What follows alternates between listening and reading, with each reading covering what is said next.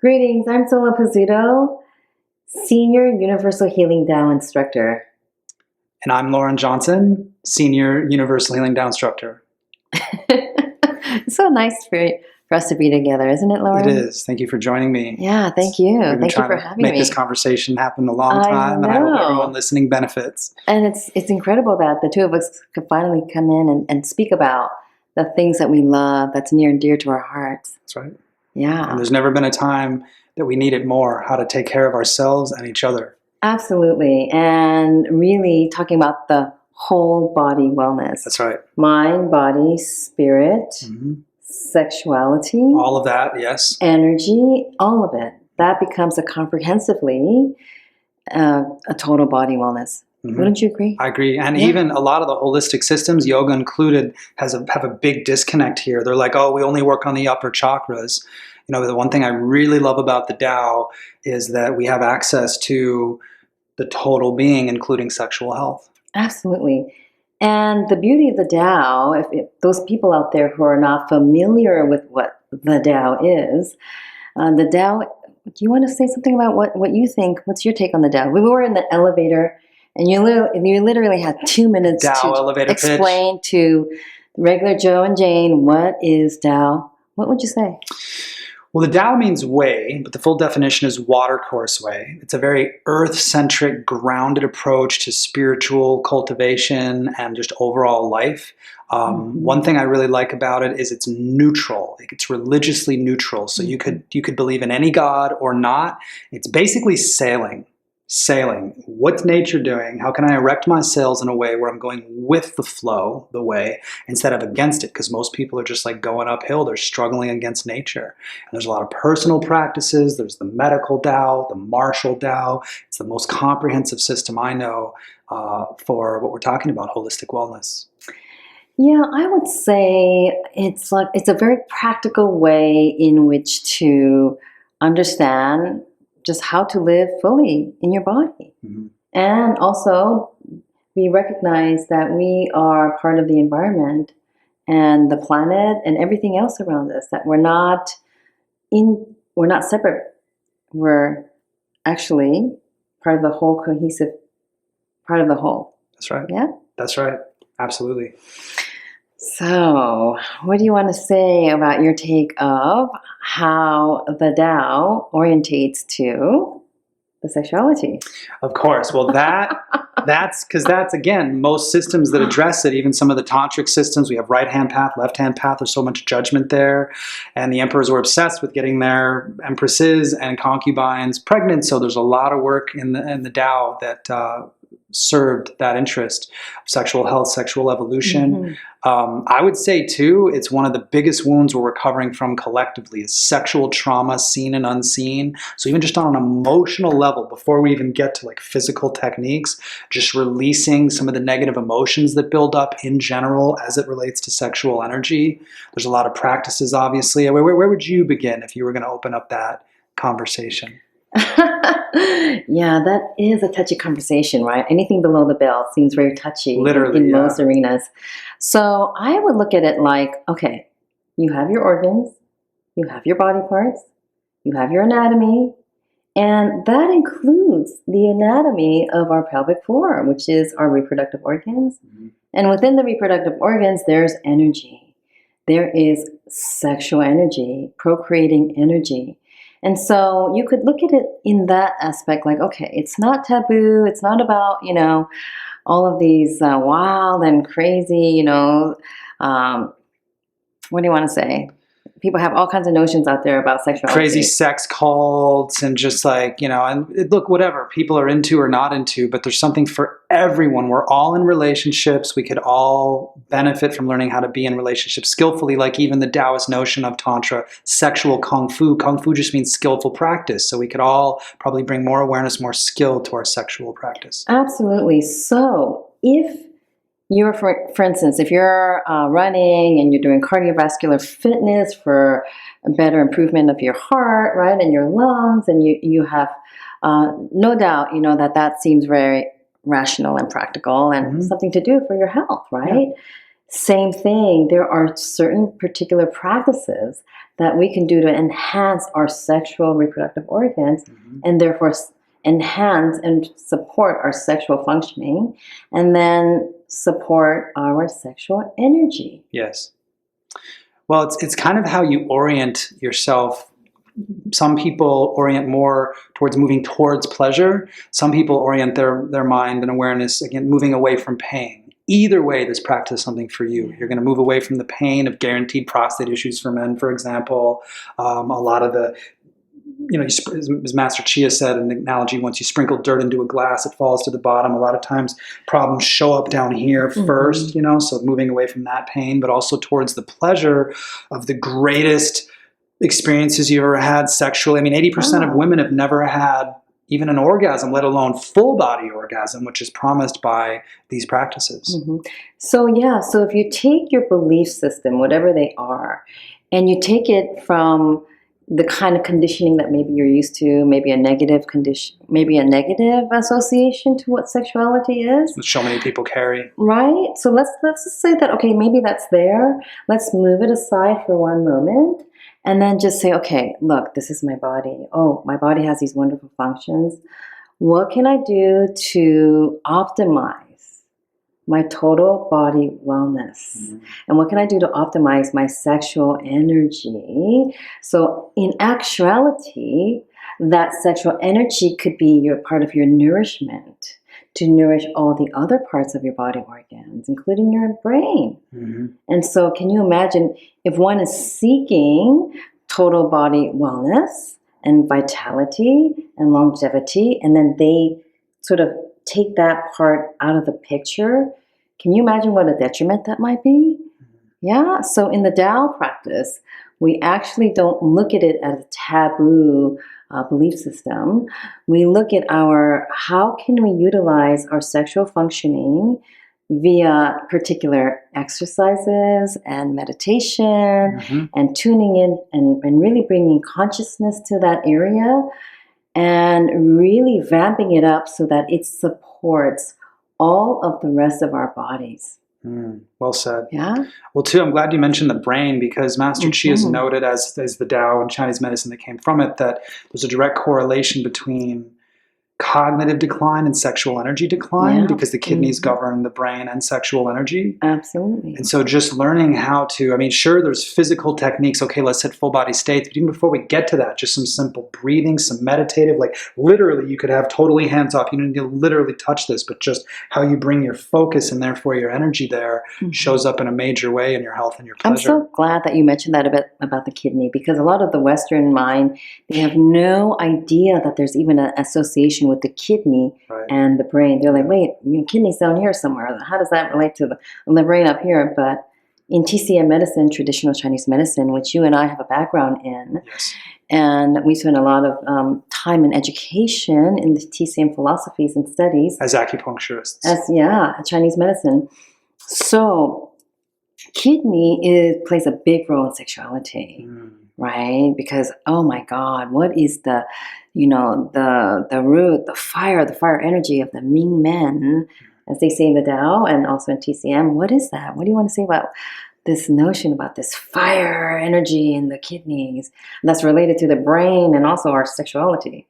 Well, it's fire and water, because like we're talking chakras, sex chakra, water chakra, and sexual energy. There's obviously a fluid connection, but then also most people are like, wait a minute, water element, but also the root fire is also that kidney energy. So, for example, when we talk about Kundalini, the yoga texts can agree on, does it arise from the navel chakra, the sexual chakra, or the root chakra? In the Tao, basically, all three of those lower chakras are the lower dantian. It arises right behind the first cell, behind the navel, the umbilical cord planted, the whole body spiraled out from there. So you're working on that energy. It is waking up your sexual energy, but also your overall higher awakened energy of, you could call it Kundalini or the higher life force. Yeah. And then there is that beautiful synergistic relationship between the fire energy and the water energy of the kidney. Yes. Yeah. And then when they meet together, what happens? Well, now we're talking the secret of the alchemy, and that's the magic. I mean, we embody these energies as male, female, yin yang. Yeah, totally. And but it also, those exist within. So we're talking, the kidneys house the water, the fire, the heart houses the fire. So learning how those relationships relate within you. Like with the Kan and Li meditations, the fusion meditations, even the simple inner smile, sunshine of the heart on the water of your sexual energy. How do water and fire relate? Because they're the most volatile elements. And no one's ever accused a sexual relationship of not being volatile. That's one of the reasons we like it. Heat rises, water falls. They're actually polar opposites. But like the secret of the Kan and Li, where you bring the fire underneath the water, now the fire is rising into the water that's falling. You're creating a stable relationship out of the two most unstable elements. And it releases that awakened steam that I think you were referring to a moment ago. What happens when water and fire get together? That's the bliss of the sexual union. It creates a portal for a soul to birth or a higher mortal nature. It's actually one of the secrets of the immortality, is that skillful relationship between water and fire. Absolutely. And there's some terms, you mentioned Kan and Li and all of these. These are practices in the Tao, and what's called the universal healing Tao that we do in the higher level, deeper meditation. Yes. But for the layman out there, the Jane and Joe, who have no idea, maybe they've not even heard of Grandmaster Mantak Chia, who is our mentor, yes, who's our teacher, who brought this lineage into the arena where you and I have been able to cultivate this practice for years and years and years and teach them. Mm-hmm. If the layman, Jane Joe, was out there and they were like, well, what are you talking about? What is this Kan and Li? Well, Kan and Li means water and fire. Thank you for I just think everyone knows that. Kan is just the ancient Chinese word for water, and Li is fire. And it's in that order, by the way. I love that about the Tao, that it's water first. And we are wearing this emblem, this embroidered. It's the Bagua. Bagua. So, and there is the Kan and Li on the Bagua, right? The bottom one, because then the order, Ba means 8, Gua means phenomena. So these are the 8 forces in nature. Just for your clarity, this is a religiously neutral symbol. And so the 8 forces in nature, it starts with Kan, water, Li, fire, and then the other 8, heaven, earth, these kind of things. But the main yin and yang polarity, the two most obvious expressions of yin and yang in the elements, are water and fire. So the bottom would be the water, and then Li is the fire. Absolutely. So these are just concepts that we utilize that bring us closer to ourselves. And we talked about in the beginning of this interview about what is the Tao. And the Tao is like a philosophy. It's like a way that we can think of who we are. And how do we relate to the nature outside of us? And within us. And within us, right? And with each other. There's all of the skillful relationships. Absolutely. And so taking it to the 21st century, health, body, wellness, vitality, mental health, nutritional nourishment. When you start to connect yourself within ourselves, within each other, within community, environment, the nature around, that are living. The question is, in times of chaos and in times of, uncertainties, how do we sustain ourselves, right? How do we keep ourselves vital? How do we keep ourselves healthy? And how do we keep our mental and emotional and energetic state balanced? Yeah, balanced and in harmony and intact amidst of all of this, whatever chaos, it is going around us, amidst of stormy weather. Rapid change even. Right? Yeah, exactly. Rapid change. Not necessarily bad. Oh my God, storm, just rapid change. How do you hold the still center? Let's say there's a hurricane. How can you be the still eye of that storm? Yeah, so the beauty of what we do is that we have been, in a sense, blessed to embark on all of these personal practices that we could do to ground and to sustain our own energy and to clean our emotions. That's key. So that they're in harmony, right? We do a lot of cleaning and nurturing our emotions, because the emotions are deeply embedded into our bodies. And so when we have something that's imbalanced in our bodies, we have to see, well, what kind of emotions are being held there as well. Mm-hmm. For sure. Right. And even as it relates to sexual energy, because that's generally where most people are interested in the Tao. Let's start there. Sexual energy has two primary characteristics. It amplifies and it binds. And the amplification quality of sexual energy in particular, that's why it's Formula 2 in Universal Healing Tao. Formula 1 are the basics, Inner Smile 6 Healing Sounds, Microcosmic Orbit, and the basic Qigong practices to ground yourself physically and start to detox some of these negative emotions that we pick up on a day-to-day basis. Number one cause of disease in the Tao, negative emotions. Because you start waking up your sexual energy on this level and you've got negative emotions, it's a recipe for not desirable results. So you really want to have those. And we've seen this in relationships when our negative emotions individually, collectively, and then we start playing with sexual energy and then it's like explosive. So like, how can you ground in? And then you're amplifying peaceful energy, loving energy instead of tension. Absolutely. So if you're not cleaning your energy and refining the energy, whatever that energy is being anchored into your body, can you imagine when you're with your, for example, your beloved? Now we're getting into the relational part, you know? So let's say that you're with your beloved and you want to be intimate, right? Or you want to share intimate practices. Making love to someone can be beautiful, just like in the Tantra arena. When you're in the Tantra arena, it's very ritualistic in how you make love to someone. So prior to making love with someone, there's a lot of little rituals that happen that really sets the whole environment. Process versus goal. So like, for example, so Loren, go ahead and face me. Okay. So like with your partner, for example, you know, in the Tao, we have so much consciousness. So we would, before engaging in intimacy, for example, we would clean our own selves. So I would go in and do the inner smile, maybe take some time to hold hands, connect energy, you know, create sacred space, create sacred honoring. And before we engage with each other, we first must tune into ourselves, do an inner smile, maybe do tapping into our organs with all of their emotions, being aware that they're all there. And if there's any emotions that's, you know, like really grabbing, then, you know, refine it. So you don't carry it into your lovemaking.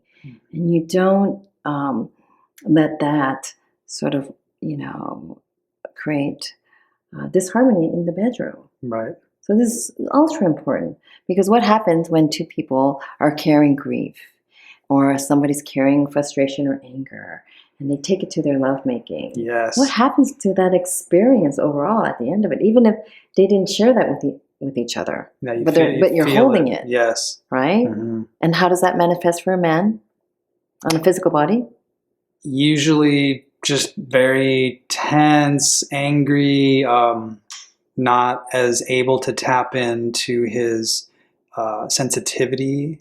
Exactly. Or erectile dysfunction? Oh, certainly. Oh, yeah. Physically speaking, that whole, the blood will store here and you can't release, the blood to get a good erection. So that emotional distress will manifest into a physical dysfunction, right? Yeah, absolutely. In spite of the good intentions, in spite of the environment and everything, right?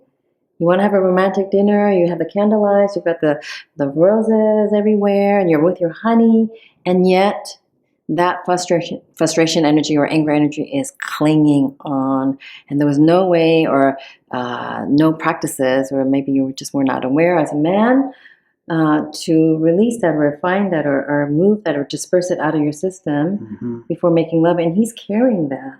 And so he's carrying it to the bedroom and then wondering, you know, why, you know, suddenly, you know, there's no erection. Yeah. Right? It's true. But it makes perfect sense in the Tao's eyes.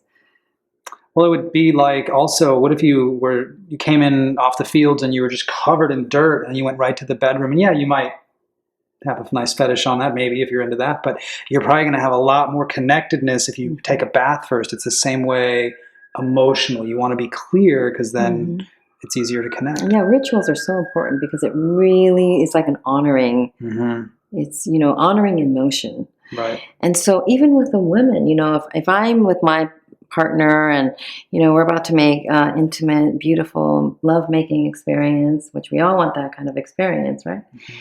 And I am holding on to maybe some grief, about what's happening in the world at the moment, and that hasn't been shaken off my chest, for example, and I'm holding it in my lungs.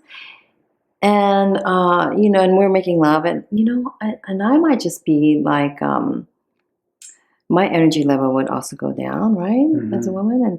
And also, maybe the fluid in my body might even dry up suddenly. Like, Mm-hmm. where did that come from, right? Yeah.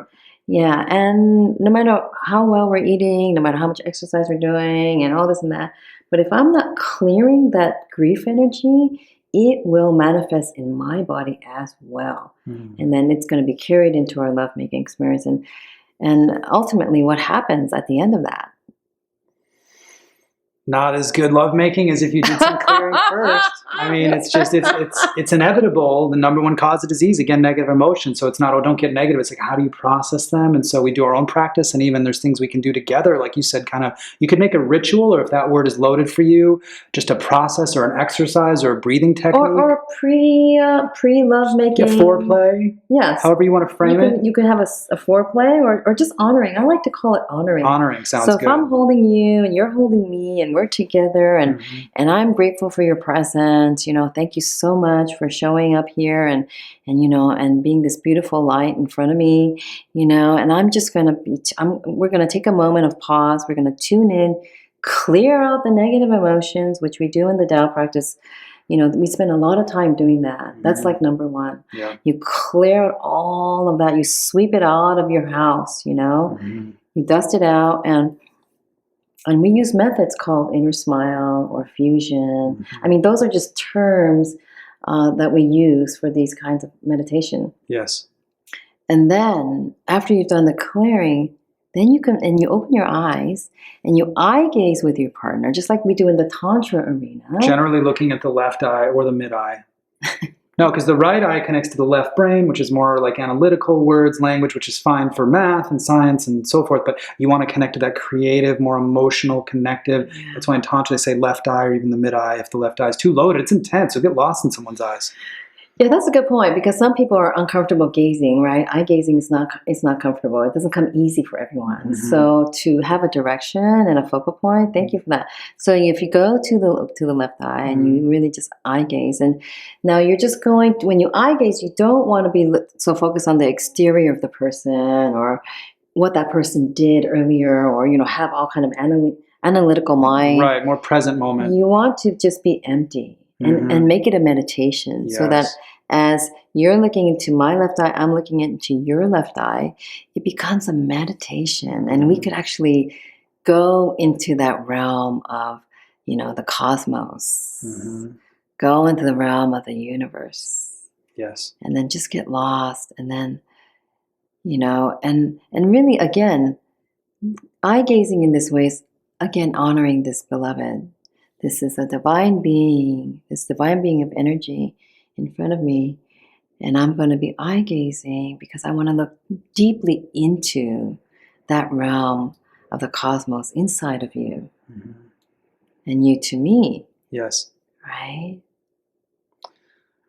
In meditation, we use so many, it's hard to stop looking in your left eye now.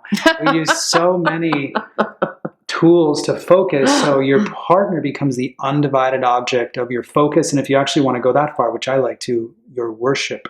That's another thing, just for a brief moment on the other side of the Himalayas. I do like traditional Tantra aspect of most people when they pray to God, it's like this story in the past or whatever, no judgment whatsoever. But I like it where you become my undivided object to worship.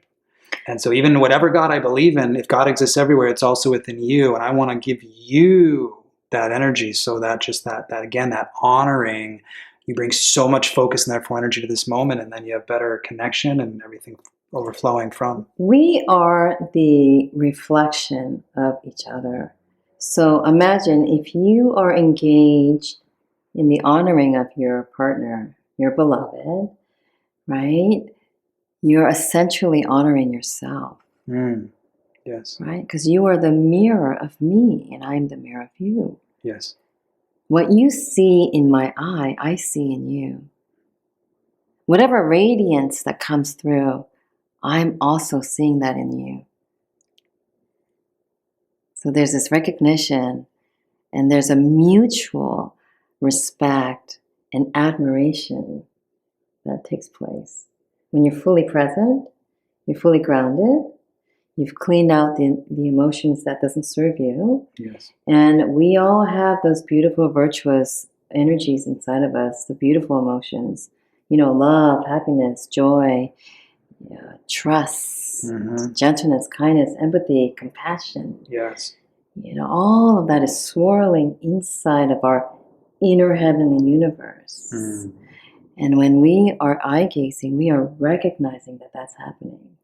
And that this divine light, this divine being is just, radiating with all of those beautiful, virtuous qualities. And then can you imagine, after having all of that done, and then we're not even done with the foreplay. Right. This is just the beginning. That's right. And then, and then once that's taken place, then what? Well, what's next on Loren's list? I can tell you what's next on my list, but it might be different from Loren's list. I want to hear that list. Maybe this is helplessly masculine of me, but I do like to touch. So I do a lot of, as an acupuncturist and trained in Thai massage, I do a lot of sensual practices because again, if you're the object of my meditation, like that word object, the undivided focus of my worship, what does that mean? Like you're saying, being present. That means as I notice, invariably my mind drifts off what I'm doing later, what I did before. Present moment awareness, because if my focus is here now, my energy is here and now. So I just keep bringing it back to the feeling of your skin on my skin, to the way you look, the way your hair is draping, every moment, the sound of your breath, the love I have for you. That present moment, there's so much energy here in a world where goldfish literally have a longer attention span now than humans. If you can just put your focus somewhere, this is the unconscious desire to be famous. Look at me, right? Kids acting up get their parents' attention because chi follows focus. And when you have this ceremonial, ritualistic way of bringing your focus to your partner, there's a lot of energy that now can unfold in any aspect. For me, that looks like physical touch. I like to do body work and things to get the energy moving, but even just with your presence brings the energy. Absolutely. And Loren just mentioned that he likes touch. He likes physical touch, right? And he likes to move into physical touch. However, there's also just tuning into all of your senses. The sight, the sound, the breath, the mutual breathing, breathing deeply together and really activating all of our centers, right? When you breathe deeply, you light up the chakra centers, just like a Christmas tree. Everything lights up. Correct. So, there's so many things that you can do to really, really connect towards each other. Yep.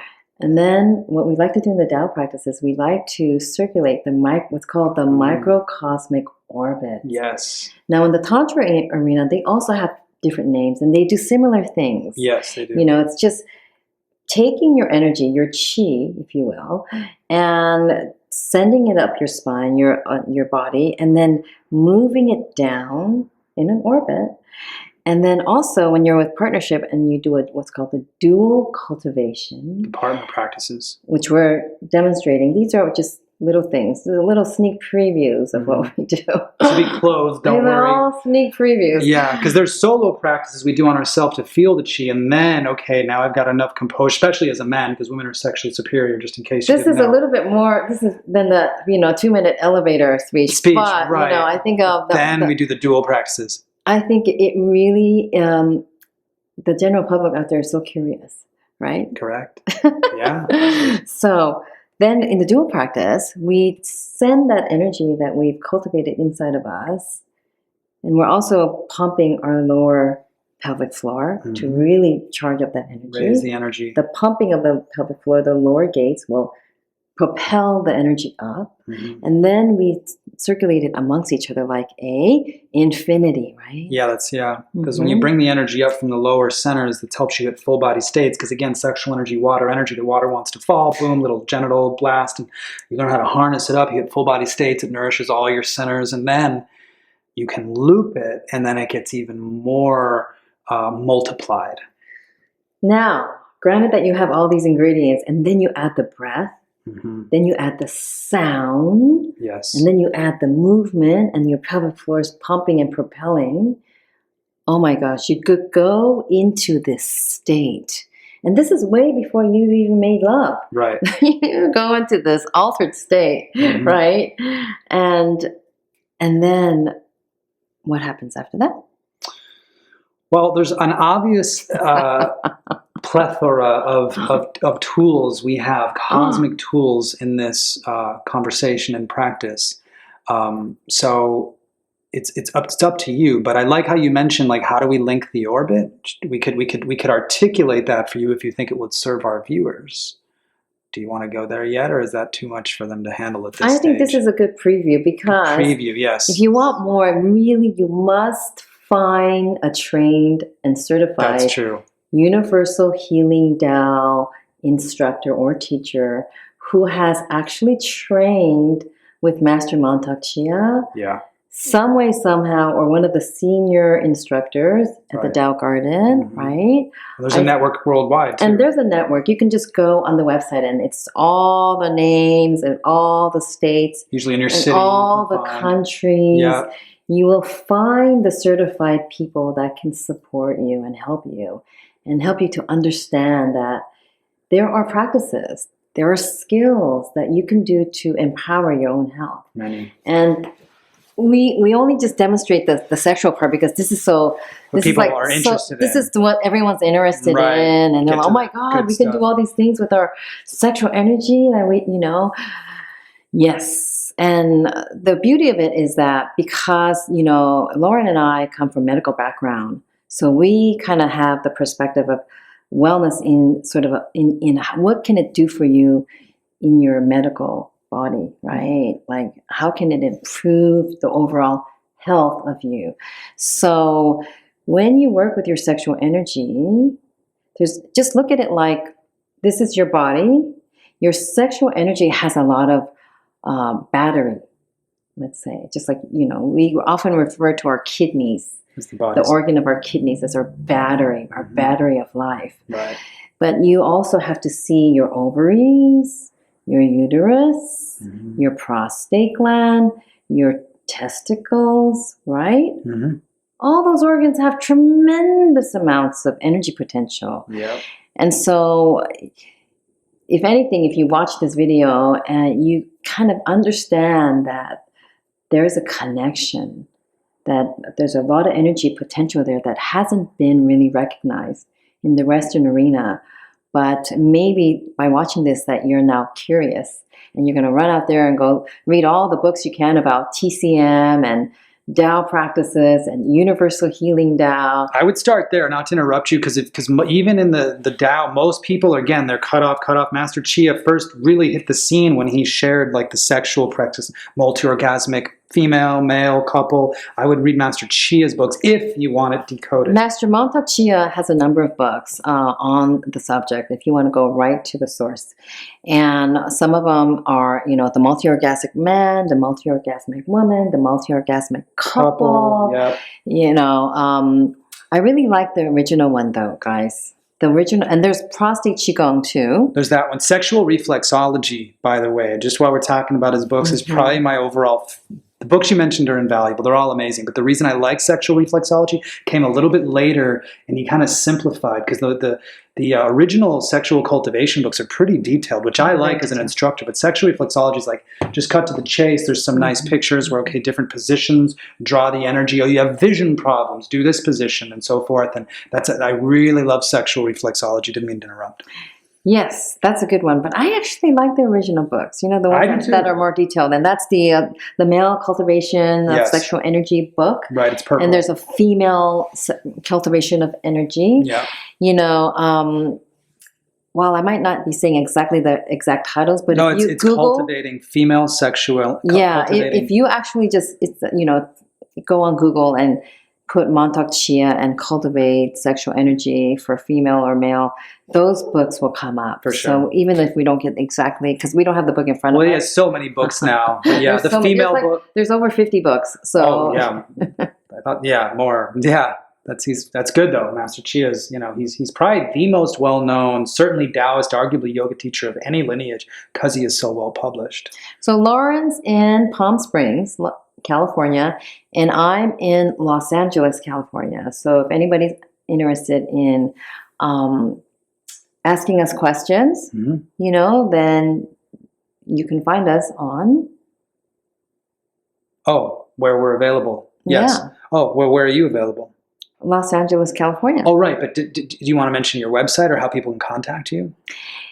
Yeah, I think the best way is maybe through Instagram, I want to say now, because everybody's like so Instagram savvy, right? I'm almost hesitant to even give out like your site websites, because websites, have to be updated constantly. Right, that's true. Whereas Instagram is automatically updated constantly. What's your Instagram handle? So Solla Tao, SOLLATAO. What about yours? Tao Arts, TAOARTS. And then I'm sure they can find our website. Yeah, they're all listed on there, for sure. And even just Googling our names, you can find us. Yeah, you can. Well, I will say, didn't mean to cut you off again. I am going to plug my website just because I'm not on Instagram that much and I don't want to miss your message. So my newest website, which has some free content, intimatedao.com. I put some great little videos that I actually captured right up here on the mountain. Relationship empowerment, Qigong, for example, is a nice little short thing to give you a sense of the emotional healing and sexual practices we've been discussing. Really quick, clean, G-rated approach. You might want to check out Intimate Tao, but you can see me on Instagram as well. I've been kind of a bad Instagram boy because I'm just kind of done with the internet. I'm just doing my practice now, Yeah, and Loren is so good with nutritional ideas about superfoods and all these wonderful recipes. So I try to encourage Loren to do more, about nutrition and recipes. It really is key. Amazing, just amazing things that he comes up with, and so nutrient dense. Yeah. It's like, wow, like I'm still like I can't wait to eat the lunch here now. Yeah, we did breakfast. My breakfast elixir of immortality, which promises more nutrition than most people get in a week. Yeah, I was really surprised in acupuncture school. It's like, yeah, needling, but like herbs, nutrition. It's like our biochemistry. And as my yoga teacher used to say, we cannot prematurely transcend the physical body. Meaning, you could be the most advanced yogi, da da da da da. If your diet's crap, it's just your chemistry is just not going to hold the highest frequency. I'm going to say for those viewers out there who are curious and maybe wasn't sure, please go to your local acupuncturist. Go try some raw, herbs that you can actually cook, like boil. Right, the decoctions. That's the Chinese herbs. And they're not all Chinese. I mean, these herbs are actually like around the world. Around the world herbs, we just call it Chinese herbs. They call it Chinese herbs because when we go to school, we just call it Chinese herbs. Right, yeah. Right. Yeah, they're not communist, don't worry. No, these herbs are from all over. And we're just herbs in general. Yeah, herbs. How about that? Herbs in general. Herbs. If you boil them and you drink them like tea, they have a higher potency. Than if they were encapsulated in pill form and supplementary. Yeah, so I would encourage, maybe just out of curiosity, go seek an acupuncturist in your area, in your town or your state, your country that you're from, and just check it out. Because on a personal level, I grew up on these herbs, and there wasn't a day in my growing up life that I ever got sick. So the whole idea is go out there and, try a little bit of acupuncture, try a little bit of herbs and good nutrition, superfoods, and try a little bit of Qigong and Tai Chi. There's a lot of YouTube videos out there that you can, test samples of, see how it fits for you. Yeah, like the one I referenced, not to be totally self-promoting, but the relationship empowerment Qigong is very concentrated practice for your sexual and overall health. And I just got to say one more thing on the relationship practices that I think might really serve our viewers.